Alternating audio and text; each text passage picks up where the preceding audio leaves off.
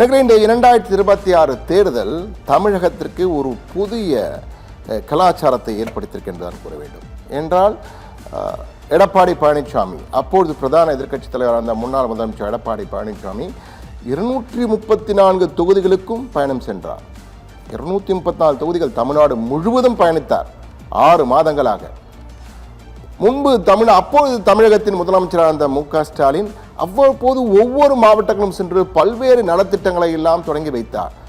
துணை முதலமைச்சர் உதயநிதி ஸ்டாலின் ஒவ்வொரு மாவட்டத்திற்கும் சென்று பல்வேறு நலத்திட்டங்களை தொடங்கி வைத்தார். அமைச்சர்கள் என பம்பரமாக திமுக இயந்திரமே முழுமையாக அரசு இயந்திரத்துடன் சேர்ந்து பணியாற்றியது. விஜய் நிறைய இடங்களுக்கு போகவில்லை. அதிகபட்சமாக நீங்கள் பார்த்தீர்கள் விஜய் ஒரு 20-22 பொதுக்கூட்டங்களுக்கு போயிருக்கிறார். பல இடங்களில் ரோட் ஷோ என்ற பெயரிலே அந்த பொதுக்கூட்டத்துக்கு போகும்போது ரோட் ஷோ என்று சென்றுவிட்டு வந்தார். அது மட்டுமல்ல, கரூரில் நடந்த சம்பவம் விஜயின் இமேஜை ஒட்டுமொத்தமாக சொல்ல வேண்டும் என்றால் ஊடகங்கள் கூட, அனைத்து ஊடகங்கள் டெல்லி முதற்கொண்டு தமிழ்நாடு வரை எல்லா ஊடகங்களும் விஜய் உண்டு இல்லை என்று செய்து கொண்டிருந்தன. இதனால் விஜய் அவ்வளவுதான் விஜய் என்று தான் சொன்னார்கள். ஆனால் என்ன மாயாஜாலம் நடந்தது என்று தெரியவில்லை. மக்கள் வாக்குகளை அள்ளி அள்ளி வீசினார்கள். நீங்கள் தற்போது பார்க்கலாம், இந்த காட்சிகளை பார்க்கும்போது முழு திரையில் நீங்கள் பார்க்கும்போது விக்கிரவாண்டியில் தொடங்கியது விஜயின் பயணம். முதல் மாநாடு, அந்த கட்சியின் தாவேக்காவின் முதல் மாநாடு விக்கிரவாண்டியில் நடந்தது. அதன் பின் அரியலூர், குன்னம், பெரம்பலூர், ஈரோடு, அந்த கூட்டத்தை பாருங்கள். இந்த கூட்டத்தை பார்த்தவுடன் நாம் எல்லோரும் நினைத்தது ஒரு சினிமா நடிகன் தானே. எல்லோரும் சொன்னது, பல ஊடகங்கள் சத்தியத்தையும் சேர்த்து தான் சொல்கிறேன், எல்லா ஊடகங்களும் சொன்னது என்னவென்றால், குறிப்பாக சொன்னது என்னவென்றால், நயன்தாரா வந்தாலும் இந்த கூட்டம் வரும், த்ரிஷா வந்தாலும் இந்த கூட்டம் வரும், சின்னி ஜெயந்த் வந்தாலும் இந்த கூட்டம் வரும், விஜய் வந்தாலும் இந்த கூட்டம் வரும், அஜித் குமார் வந்தாலும் இன்னும் அதிகம் கூட்டம் வரும் என்று சொன்னார்கள். எல்லோரும் அப்படிதான் சொன்னார்கள். வெறும் கூட்டம் எல்லாம் வாக்குகளாக மாறாது என்றார்கள். அடுத்த இந்த 5 கூட்டங்கள், அடுத்து 10 கூட்டங்கள் வரப்போகிறது. அந்த கட்டங்களை பாருங்கள், எந்தெந்த ஊர் என்று பாருங்கள். அங்கு வருகின்ற கூட்டத்தை தற்போது பார்ப்போம். இது மிகப்பெரிய கூட்டம். நீங்கள் பார்க்கலாம், விக்கிரவாண்டி, அரியலூர், ஈரோடு, குன்னம், பெரம்பலூர், நாமக்கல், நாகப்பட்டினம், திருச்சி, திருவாரூர், புதுச்சேரி, எல்லா இடங்களிலும் கூட்டம் நிரம்பி வழி. அதுவும் தூத்துக்குடியிலே இதுவரை வரலாறு காணாத கூட்டம். தூத்துக்குடியிலே இளைய தலைமுறை உடனடியாக பேருந்தில் அழைத்து வந்தார்கள். வேறு மற்ற கட்சிகளைப் போல்தான் இவர்களும் செயல்படுகிறார்கள் தாவேகா என்றெல்லாம் கூறினார்கள். ஆனால் உண்மையில் நடந்தது என்ன என்றால், விஜய் மிக குறை 25 கூட்டங்களுக்குள் தான் சென்றார். ஒவ்வொரு வீடாக சென்றெல்லாம் வாக்கு சேகரிக்கவில்லை. 2-3 கூட்டங்கள், ஒரு 4 உணர்ச்சி மிகு உரைகள், முடிந்தது கதை. மிகப்பெரிய வெற்றி. இதுவரை தமிழகத்திலே இது ஒரு கட்சி ஆரம்பித்த சில நாட்களில் இவ்வளவு பெரிய வெற்றியை யாரும் பெற்றதில்லை. அவ்வளவு பெரிய வெற்றியை பெற்றார் விஜய். மிகப்பெரிய வெற்றி, சாதாரண வெற்றியில் மிகப்பெரிய வெற்றியை பெற்றார். தற்போது முதலமைச்சராக ஆகியிருக்கிறார். பெரும்பான்மை கிடைக்கவில்லை என்றாலும் தற்போது முதலமைச்சர் விஜய் தான். அவருக்கு ஆதரவாக பல கட்சிகள் தற்போது, என்றால் ஜனாதிபதி ஆட்சி வந்துவிடக்கூடாது என்பதற்காக பல கட்சிகள், ஜனநாயகத்தில் நம்பிக்கை உள்ள அனைத்து கட்சிகளும் அவருக்கு ஆதரவு தெரிவித்திருக்கின்றன. திமுக தலைவர் ஸ்டாலின் கூட பிரதான எதிர்க்கட்சி தலைவராக தற்போது இருக்கிறார். இருந்தாலும் மக்களாட்சி வர வேண்டும், ஜனாதிபதி ஆட்சி வந்துவிடக்கூடாது என்பதற்காக தன்னுடைய கூட்டணி கட்சிகளே சென்று ஆதரவு தாருங்கள் என்று கூறியிருக்கிறார் என்றெல்லாம் செய்திகள் வந்தன. எனவே விஜய் தற்போது சூப்பர் சிஎமாக இருக்கின்றார். அதனால்தான் சூப்பர் சிஎம் என்கிறோம். மிகப்பெரிய மாஸ் வெற்றி, சாதாரண வெற்றியில் மிகப்பெரிய மாஸ் வெற்றி. தற்போது இந்த காட்சிகள்லாம் வந்து கொண்டே இருக்கின்றன. தற்போது ஒன்றன் பின் ஒன்றாக காரணங்களை பார்க்கலாம். சூப்பர் சிஎமாக விஜயின் மாஸ் வெற்றிக்கு என்ன காரணங்கள் என்பது குறித்து நமது வரைகலையில் தற்போது ஒன்றன் பின் ஒன்றாக பார்க்கலாம். நேரடியாக அந்த வரைகளுக்கு செல்வோம். விஜயின் செம மாஸ் வெற்றிக்கான காரணங்கள் சூப்பர் சிஎம்மின் வரப்போகும் தரமான சம்பவங்கள். அதாவது திமுக அதிமுக கிட்டத்தட்ட கடந்த 60 ஆண்டு காலமாக 1967 ஆரம்பித்து தற்போது 2026 இந்த கிட்டத்தட்ட 59 ஆண்டுகள் முடிந்திருக்கிறது. இந்த 59 ஆண்டுகளாக திமுக அதிமுக என்றால் மாறி மாறி ஆட்சி இருந்தது. தற்போது அதற்கு தடுத்து நிறுத்தியுள்ளார். முற்றுப்புள்ளி என்று சொல்ல முடியாது, கமா போட்டிருக்கிறார். அவருடைய பயணத்தை தடுத்து நிறுத்தி இருக்கிறார் விஜய். அடுத்ததாக 2வது புள்ளியாக நாம் பார்க்க போவது, பெரும்பான்மை பெறாவிட்டாலும் மக்கள் மனதை வென்றுள்ளார் விஜய். இது நாம் அன்று வாக்கு தினத்திலும் பார்த்தோம், அன்று வாக்கு தினம் என்று வாக்குப்பதிவு என்றும் பார்த்தோம். அதுக்கு அடுத்த நாளும் யாரை கேட்டாலும் எதற்கு போட்டு விசிலுக்கு போட்டேன் எல்லா இடத்திலும் விசில் என்றார்கள். அது ஒரு பொய்யான மாயையாக இருக்கும், டிஜிட்டல் மாயையினால் நாம் எல்லாம் மயங்கியிருக்கிறோம் என்றெல்லாம் நாம் நினைத்தோம். ஆனால் நடந்தது என்ன? விஜய்க்கு வாக்களித்திருக்கிறார்கள். மிகப்பெரிய மாசாக வாக்களித்திருக்கிறார்கள். விசிலுக்கு மிகப்பெரிய விசில் அடித்து மற்றவர்களை எல்லாம் அமைதியாக்கி விட்டார்கள். விஜய் கோட்டையிலே தற்போது சிஎமாக அமர்ந்திருக்கிறார். அந்த அளவுக்கு மக்கள் மனங்களை வென்றிருக்கிறார் விஜய். மாற்றம் வேண்டும் என்று காத்திருந்த மக்களுக்கு ஒரு மாற்றாக தெரிந்திருக்கிறார் விஜய். இதுவரை திமுக அல்லது அதிமுக என்றால் மாற்று, நடுவிலே சீமான் வந்தார், ஆனால் அவரால் மனங்களை வெல்ல முடியவில்லை, மக்கள் மனங்களை முழுமையாக வெல்ல முடியவில்லை. ஆனால் விஜய் வென்றதற்கான காரணம் அடுத்த புள்ளியிலே வருகிறது. விஜய் எப்படி வென்றார் என்றால், அடுத்த நாம் பார்க்கும்போது பெரும்பான்மை பெறாவிட்டாலும் மக்கள் மனதை வென்றார். தற்பொழுது நாம் பார்ப்பது விஜயின் வெற்றிக்கு டாப் 2 காரணங்கள். ஒன்று சோசியல் மீடியா, இன்னொன்று நம்பிக்கை. மக்களுக்கு அந்த நம்பிக்கை வர வேண்டும். எப்படி வரும் நம்பிக்கை? ஒரு பிரபல நட்சத்திரமாக ஏற்கனவே அவர் பிரபலமாக இருக்கிறார். எனவே இவரால் ஏதாவது செய்ய முடியும், நிச்சயமாக செய்ய முடியும். அதுபோன்று விஜயும் மிக அருமையான ஸ்ட்ராட்டஜி ஒன்றை பயன்படுத்தினார். அதாவது 3 போட்டி 4 முனை போட்டி இருந்தாலும் சீமானை அவர் கண்டு கொள்ளவே இல்லை. அதிமுக ஒரு பிரதான கட்சி, தமிழகத்தின் பெரிய கட்சி அவர்கள் தான் என்று சொல்கிறார்கள். அந்த கட்சியும் கண்டுக்கவே இல்லை. திமுக தான் எங்கள் எதிரி, திமுக ஒன்று திமுக இன்னொன்று டிவிகே, ஒன்று டிவிகே இன்னொன்று திமுக, எங்கள் 2 பேருக்கிடையே தான் போட்டி என்று தான் மெயின் கண்டெண்டர் என்பதை பேசி பேசி பேசி மக்கள் மனதிலே தெளிவாக திமுக எதிர்க்கக்கூடிய சக்தி விஜய்க்கு மட்டும்தான் இருக்கிறது என்பதை எஸ்டாப்ளிஷ் செய்தார். அது மிக மிக மிக முக்கியமானது. மக்கள் மனதிலே சைக்கலாஜிக்கல் வார்ஃபேர் என்பார்கள். அதுபோன்று சைக்கலாஜிக்கலாக மக்கள் மனதிலே திமுகவுக்கு மாற்று விஜய் தான் என்ற ஒரு கருத்தினை தொடர்ந்து பதிவு செய்து கொண்டார். இபிஎஸ் தொடர்ந்து பேசினாலும் அவருடைய பேச்சு பெரிய அளவில் ஈடுபடவில்லை. மக்களை போய் தினமும் சந்தித்தார், அவர் பல இடங்களில் பேசினார். ஆனால் விஜய் குறைந்த கூட்டங்கள் நிறைந்த மனங்களிலே போய் குடிகொண்டார் என்பதுதான் உண்மையாக இருந்திருக்கிறது. அடுத்த புள்ளியை பாருங்கள். இந்த சோசியல் மீடியா குறித்தும் பேசுவோம், ஆனால் தொடர்ந்து விவாதத்தில் பேசும்போது மிக விலாவரியாக பேசப் போகிறோம். இந்த விர்ச்சுவல் வாரியர்ஸின் நேரடி மறைமுக பரப்புரை விஜய் வெற்றிக்கு முதல் அடிப்படை என்று. அதனால்தான் விஜய் கூட எல்லோரையும் பாராட்டினார். விர்ச்சுவல் வாரியர்ஸ் யார் என்று யாருக்குமே தெரியாது. அவருடைய ரசிகர்களாக இருக்கலாம், தொண்டர்களாக இருக்கலாம், அல்லது பணம் கொடுத்து வேலை செய்வர்களாக கூட இருக்கலாம். ஆனால் அந்த விர்ச்சுவல் வாரியர்ஸுடைய வெற்றி என்பது மிகப்பெரிய, இன்ஸ்டாகிராம்லேயே மிகப்பெரிய ஒரு, எதை எடுத்தாலும் இப்போ பார்த்தாலும் விஜய் ஒருவர் ஏதாவது பேசிகிட்டே இருப்பார். அதுவும் அந்த சினிமா டயலாக்கெல்லாம் எடுத்து அழகாக மேட்ச் பண்ணி எடிட் பண்ணி ஒரு மிகப்பெரிய குழுவே இயங்கி இருக்கிறது. சாதாரண குழு அல்ல.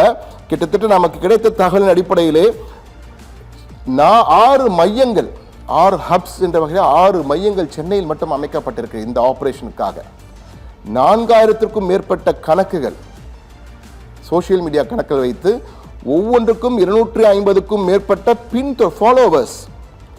அவங்க டார்கெட் என்ன கொடுத்திருக்காங்கன்னா 5 கால காலம் நாள்தோறும் 7 கோடி பேரை சென்றடைய வேண்டும், நாள்தோறும் 7 கோடி கணக்குகளை சென்றடைய வேண்டும் என்ற வகையில் அவர்கள் செயல்பட்டிருக்கிறார்கள். இந்த விர்ச்சுவல் வாரியர்ஸ் மிகப்பெரிய, அதாவது தமிழ்நாட்டின் மக்கள் தொகை 8 கோடி, கிட்டத்தட்ட 7 கோடி பேரை தினமும் ஏதோ ஒரு வகையில் விஜயுடைய ஏதோ ஒரு கதை வந்து கொண்டே இருக்கும். விஜய் இதை செய்ய போகிறார், அது செய்ய போகிறார், திமுக எப்படி திட்டினார், அதிமுக எப்படி திட்டினார், மற்றும் பலர் என அதிமுக விளையாடினார், விமர்சனம், ஏதோ ஒரு கருத்து வந்து கொண்டு விஜயை பற்றி தொடர்ந்து அவர் புகழ் பாடிக்கொண்டே இருந்திருக்கிறார்கள்.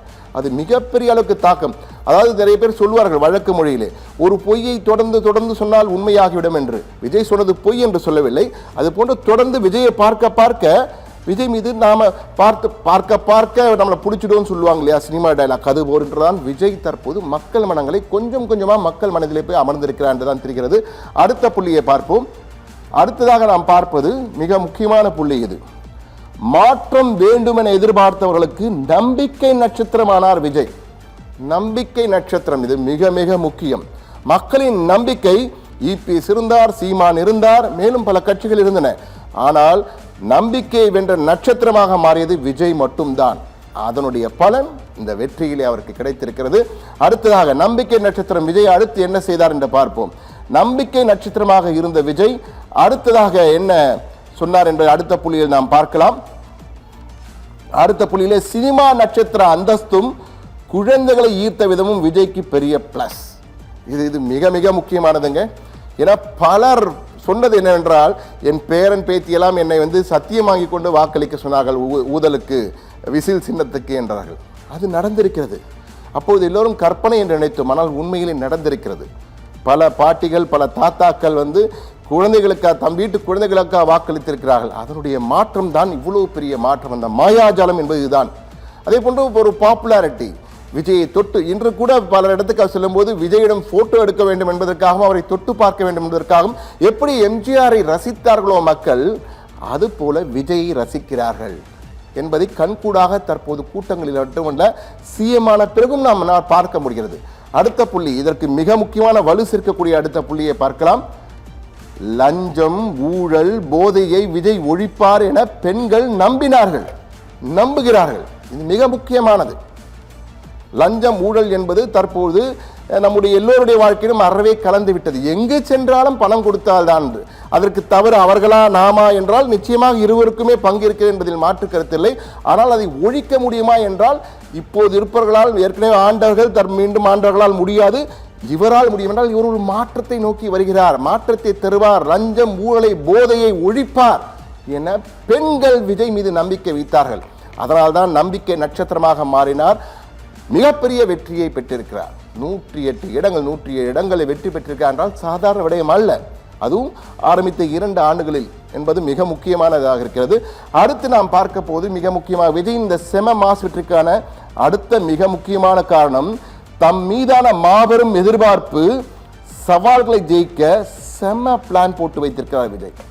ஏதோ வந்தோம் போனோம், டயலாக் பேசினோம், சினிமா என்றால் அப்படிதான் விமர்சனம் வைக்கப்பட்டது. விஜய் மீது வைக்கப்பட்ட விமர்சனம், இவர் ஒரு சினிமா நாயகன், டயலாக் பேசுவார்ப்பா, ஷார்ட் ஓவர் என்றவுடன் வீட்டுக்கு சென்று விடுவார், மறந்து விடுவார் என்று நினைத்தார்கள். ஆனால் விஜய் அப்படி அல்ல என்பதை நிரூபித்திருக்கிறார். சினிமாவிலேயும் அவரை கிண்டல் செய்தார்கள், இந்த முகமெல்லாம் நடிக்க வந்து விட்டதா என்று.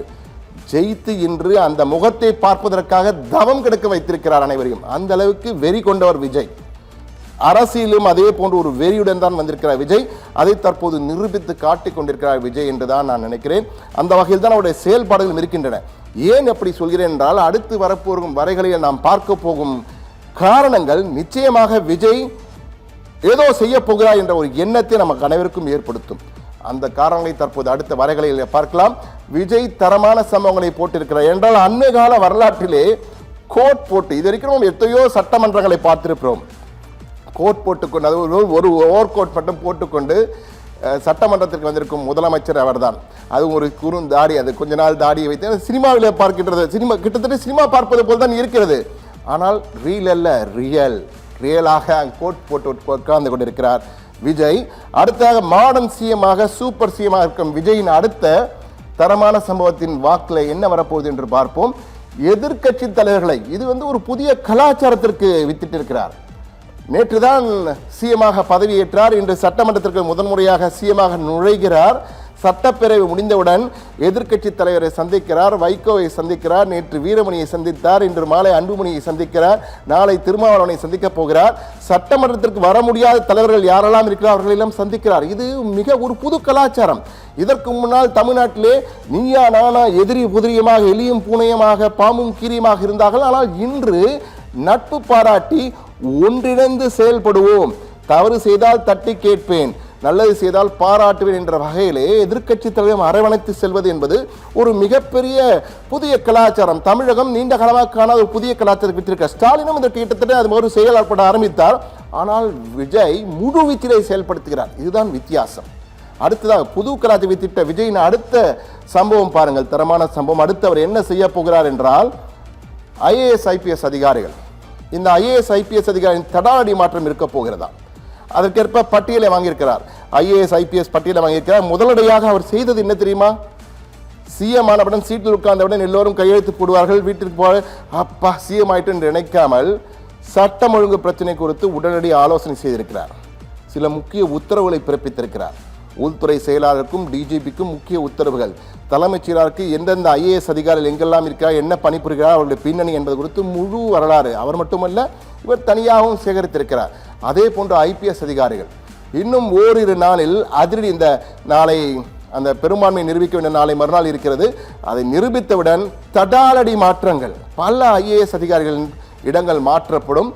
அது இன்னொன்றும் அவர் உறுதியாக சொல்லியிருக்கிறார். அந்த கூட்டத்திலே பேசிய போது நமக்கு தெரிந்த ஒரு முக்கியமான அதிகாரியிடம் பகிர்ந்த தகவல், அந்த கூட்டத்தில் பேசிய விஜய் நேர்மையான அதிகாரி, அவர் யாராக இருந்தாலும் தற்போது நல்ல பதவியில் இருந்தால் நிச்சயமாக அந்த பதவியில் தொடருவார், நேர்மை இல்லாதவர்கள் மாற்றப்படுவார்கள்.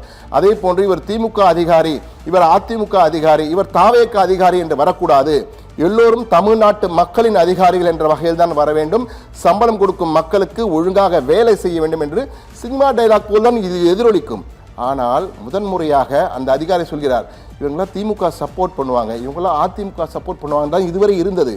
இவர் தாவேகா சப்போர்ட் இனி உருவாகும் நினைத்தால் அவர் அப்படியெல்லாம் கிடையாது, எல்லாரும் ஒன்று தான். அவர் திமுக அதிகாரியாக இருந்தாலும் அவருக்கு ஆதரவு தெரிவிக்கிறாலும் அதிமுக ஆதரவு அதிகாரியாக இருந்தாலும் நிச்சயமாக நல்ல பணியை செய்தால் அந்த இடத்தில் இருப்பார் அவர் என்று உறுதி தந்திருக்கிறாராம். இது ஒரு மாற்றத்தை நோக்கி சென்று கொண்டிருக்க என்று தெரிகிறது. அடுத்ததாக நாம் பார்க்க போவது போதைக்கு எதிரான இதுவரை தமிழகம் காணாத நடவடிக்கை எடுக்க போகிறார் விஜய். அதற்கு ஒரு பலே திட்டம் வைத்திருக்கிறாராம். அதுக்காக இந்த போதை தடுப்பு காவலர்கள் ஒன்று அறிவிச்சிருக்கார், 3வது கையெழுத்து அதுக்கு தான் போட்டிருக்காரு. ஆனால் விஜய் தன் பார்வையிலேயே நேரடியாக வைத்து இவர்களை ஒழிப்பதற்காக, இந்த போதை காவலை ஒழிப்பதற்காக நடவடிக்கை எடுக்க போகிறேன் என்று விஜய் சொல்லியிருக்கிறார். இதுவும் ஒரு மிக முக்கியமான நடவடிக்கையாக பார்க்கப்படுகிறது. அடுத்து இந்த சூப்பர் சிஎம்மின் மாஸ் வெற்றிக்கு மிகப்பெரிய காரணங்கள். அடுத்ததாக லஞ்சம் ஊழலை ஒழிக்க அதிரடி திட்டம், உடனடி டிஸ்மிஸ் செய்ய ஆலோசனை செய்திருக்கிறார் விஜய். இது மிக முக்கியமானது. இது வரைக்கும் லஞ்ச ஊழல் செய்தால் 6 மாத கடுங்காவல், 1 மாத சஸ்பென்ஷன், மீண்டும் அந்த லஞ்சம் வாங்கியதை மீண்டும் அதே இடத்திற்கு வருவார். ஆனால் விஜய் தற்போது புதிய சட்டம் ஒன்றை இயற்றுவதற்கு தயாராகி கொண்டிருக்கிறார். யாரேனும் கையும் களவுமாக லஞ்சம் வாங்கியதாக பிடிபட்டால் உடனடியாக டிஸ்மிஸ், அரசு பணியிலிருந்து டிஸ்மிஸ் செய்யப்படுவார்கள் என்று ஒரு திட்டத்தை வைத்திருக்கிறார். அது விரைவிலே சட்டமன்றம் ஆரம்பித்த பிறகு சட்டமாக வருவதற்கு வாய்ப்புகள் அதிகம் இருக்கிறது. எனவே தவறு செய்தால் வேலை போய்விடும் என்ற உணர்வை ஏற்படுத்தினாலே பாதி குற்றங்கள் குறையும் என்று விஜய் நம்புகிறார். அதை செயல்படுத்துவதற்கான முயற்சிகளையும் போட்டுவிட்டார், பிளான் எல்லாம் போட்டுவிட்டாராம். அதிரடியாக களமிறங்க போகிறார் விஜய். அடுத்ததாக லஞ்சம் ஊழல் ஒழிக்க திட்டம் என்று பார்த்தோம். அடுத்ததாக ஓய்வு பெற்ற நேர்மையான அதிகாரிகளை கொண்டு குழு அமைக்க முடிவு. இது அடுத்ததாக. இதற்கு முன்னால் நல்ல அதிகாரிகள் ஓய்வு பெற்று விடுவார்கள், அவர்களை எப்போதுமே ஏதாவது விசாரணை கமிஷன் போடுவது அது போன்ற ஒரு சில இடங்களுக்கு தான் பயன்படுத்துவார்கள். ஆனால் விஜய் என்ன செய்ய போகிறார்,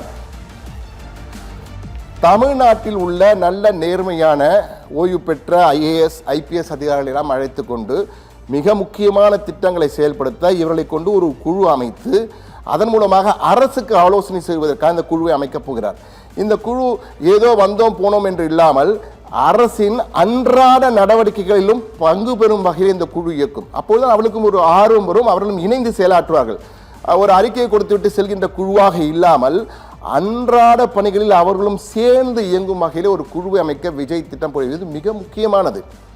பல நல்ல அதிகாரிகள், உதாரணத்திற்கு சகாயம் ஐஏஎஸ் எடுத்துக்கொள்ளலாம். அவர் மிக சிறந்த அதிகாரி. அவருடைய ஓய்வுக்கு அவர் விருப்ப ஓய்வு பெற்றார், வாலண்டரி ரிட்டையர்மெண்ட் வாங்கினார். ஆனால் அவரை சரியாக யாரும் பயன்படுத்திக் கொள்ளவில்லை. அவரை சரியாக அவரும் விஜயை நம்புகிறார்.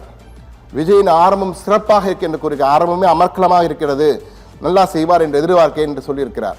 எனவே இது போன்ற அதிகாரிகள் ஒன்று சேர்த்திருக்கும் நிச்சயமாக மிக சிறந்த திட்டங்கள் வருவதற்கு வாய்ப்புகள் அதிகம் இருக்கிறது என்பதுதான் மிக முக்கியமானது. அடுத்து இந்த சோசியல் மீடியா குறித்து நான் பேசியிருந்தேன் அல்லவா. சோசியல் மீடியா குறித்து சமூக வலைதளங்களில் சிங்கப்பெண் அதிரப்படைக்கு அங்கீகாரம் இதெல்லாம் ஏற்கனவே பார்த்திருக்கிறோம். அந்த சோசியல் மீடியாவிலே எந்த அளவுக்கு தாக்கத்தை ஏற்படுத்தினார் விஜய், அவருக்கு வெற்றி தந்திலே அவர் மீது நம்பிக்கை வந்தது ஒரு பக்கம் இருந்தாலும், இப்போது நாம் பார்க்கின்ற வரைகலையிலே அந்த சோசியல் மீடியா மூலமாக எப்படி மக்கள் மனதை தினந்தோறும் சென்று ஆக்கிரமித்திருக்கிறார், ஒரு சைக்கலாஜிக்கல் ஆபரேஷன் எப்படி நடத்தி வெற்றி பெற்றார் விஜய். விஜயின் வெற்றி மக்கள் வாக்களித்தார்கள். வாக்களிப்பதற்கு முன்னால் அவர்களை தயார்படுத்துவது என்பது மிக மிக முக்கியம். இது நாள் வரை இந்த சின்னத்திலே போட்டுக் கொண்டிருந்த நான் திடீரென மற்றொரு சின்னத்தில் போடுகிறேன் என்றால் அதற்கு எந்த அளவுக்கு சைக்கலாஜிக்கல் ஆபரேஷன் கடந்த 6 மாதங்களாக இந்த ஆபரேஷன் நடந்திருக்கிறது.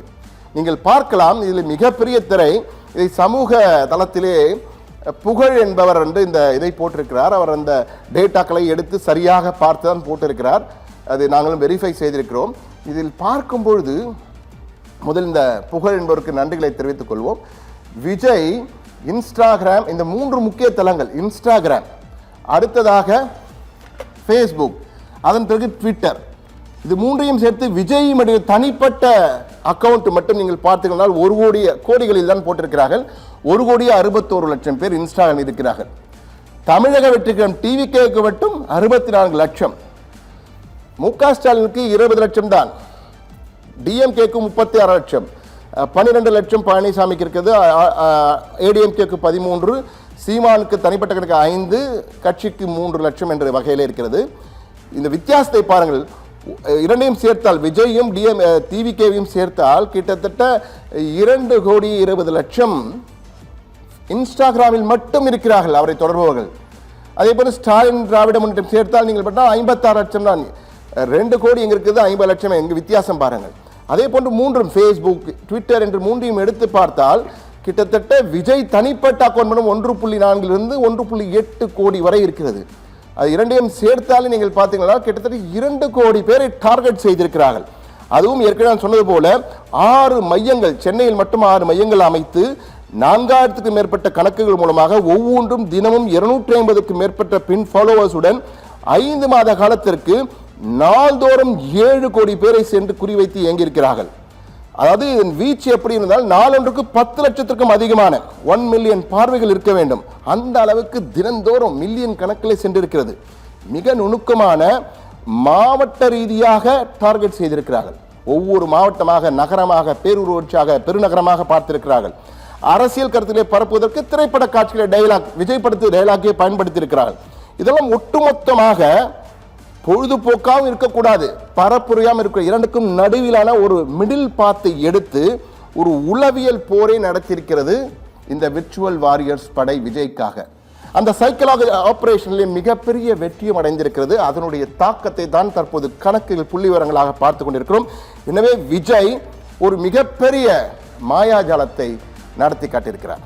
அந்த வரைகளை திருப்பி மீண்டும் வரைகளுக்கு வரலாம் என்றால் விஜய் ஒரு புதிய அத்தியாயத்தை, தமிழக அரசியல் வரலாற்றிலே ஒரு புதிய அத்தியாயத்தை விஜய் ஏற்படுத்தியிருக்கிறார். திமுக அதிமுகவின் நீண்டகால ஆட்சி பயணத்தை தடுத்துள்ள விஜய் ஒரு பெரிய மாற்றத்தை கொடுப்பார் என்று மக்கள் மனங்களை வென்று, குறிப்பாக பெண்களின் நம்பிக்கை நட்சத்திரமாக இருக்கிறார். லஞ்சம், ஊழல், போதை ஆகியவற்றை ஒழிப்பார் என்று மக்கள் நம்புகிறார்கள். அதற்கேற்ப விஜய் செயல்பட்டால் நிச்சயமாக சூப்பர் சிஎமாக ஜொலிப்பார். ஆனால் சறுக்கினால் காணாமல் போய்விடுவார் என்பதையும் நாம் மறக்காமல் இங்கே பதிவிட விரும்புகிறேன். என்றால் பலர் ஆரம்பம் சூப்பராக இருக்கும், அதற்கு பின் காணாமல் போய்விடுவார்கள். ஆரம்பத்தில் ஏற்பட்ட அந்த சூப்பரான ஆரம்பம் தொடர்ந்து நீடித்தால் சூப்பர் சிஎம்மின் வெற்றி பயணமும் தொடரும் என்ற நம்பிக்கை அவருக்கு வாக்களித்தவர்களுக்கு மட்டுமல்ல தமிழ்நாட்டிற்கும் இருக்கும் என்பதில் நம்பிக்கை எங்களுக்கு இருக்கிறது. நிச்சயமாக மீண்டும் ஒரு சிறப்பு நேரில் சந்திப்போம். நன்றி, வணக்கம்.